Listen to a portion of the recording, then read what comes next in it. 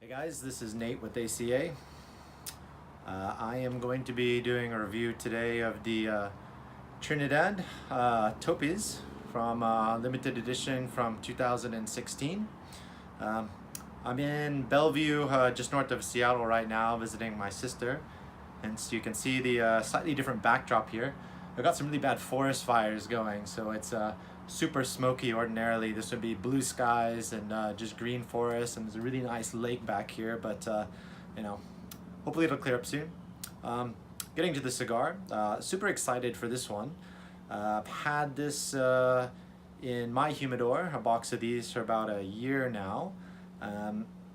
I'm a little nervous because Kurt and I had one of these from his humidor a couple weeks ago, and we were both super excited, but we wanted to try them. We were both a little underwhelmed, but we were speculating that it could potentially be because his cigars were not actually kept that well in his desktop humidor that he keeps at home. So let's see how this one goes. Of this one, I'm actually getting a bit of a kind of deep, kind of a mature kind of molasses smell from the wrapper, from the foot, a little bit of leather in there. Off the cold draw, I'm getting kind of a, almost like kind of almost a sweet cardboard kind of taste to it. Not an unpleasant way.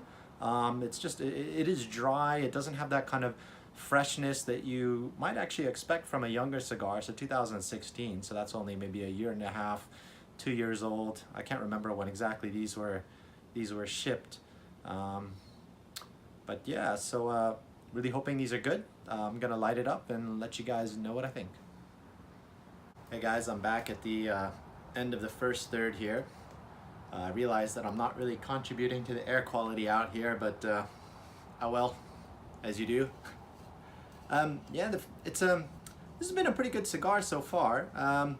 To be honest, it's not miles different, unfortunately, than the cigar that Kurt and I had. Having said that, it definitely is better. Should probably go through a few things here before I really get into it. Just to mention on this one that the construction was superb.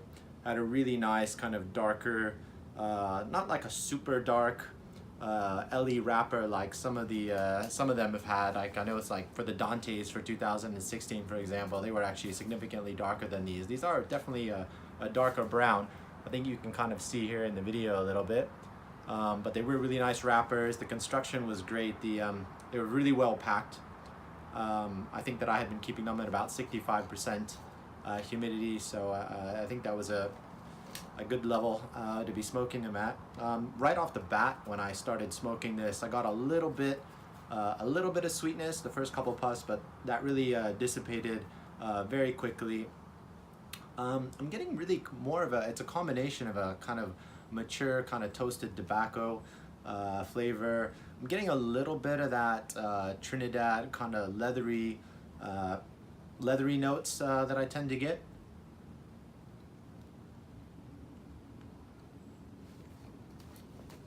It's definitely smooth. Okay, there's no, there's almost a graininess to that leather toasted tobacco flavor.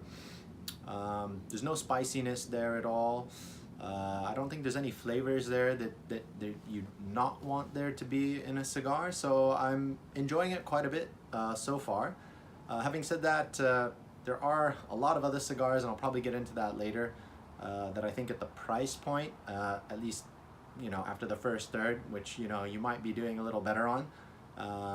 But yeah, we'll get to that. So far, so good, and I'll keep you guys updated.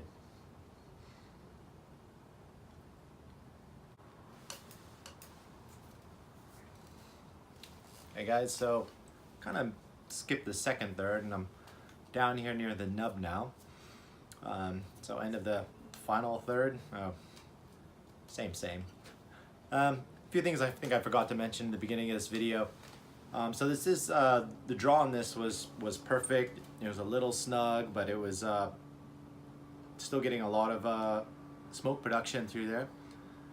It's definitely on the I don't know if I would consider this a full body, but it's definitely on the full body side of medium, so kind of in that bracket.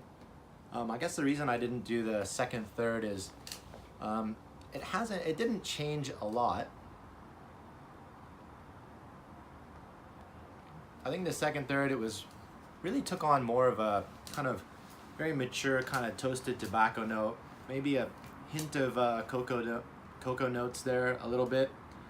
The final third is picking up more, still kind of continuing on that trend. I'm getting a little bit of that leatheriness there, but you know, this is really kind of a funny smoke actually. I mean, I'll tell you why. So at this price point, I mean, this is about probably roughly $40 US a stick. There are a lot of other cigars that I would consider better than this. If you're looking to pick up a cigar that has those kind of classic Trinidad flavors, I wouldn't say that this falls into that category. Have I enjoyed it? Yes, I've enjoyed it. Do I think that I could get probably 2, 3, and potentially 4 or 5 other cigars that are better? I think that's definitely a possibility. Again, you know, throughout the cigar, it's been smooth. You know, there hasn't been any like ammonia there, even though it's a younger cigar.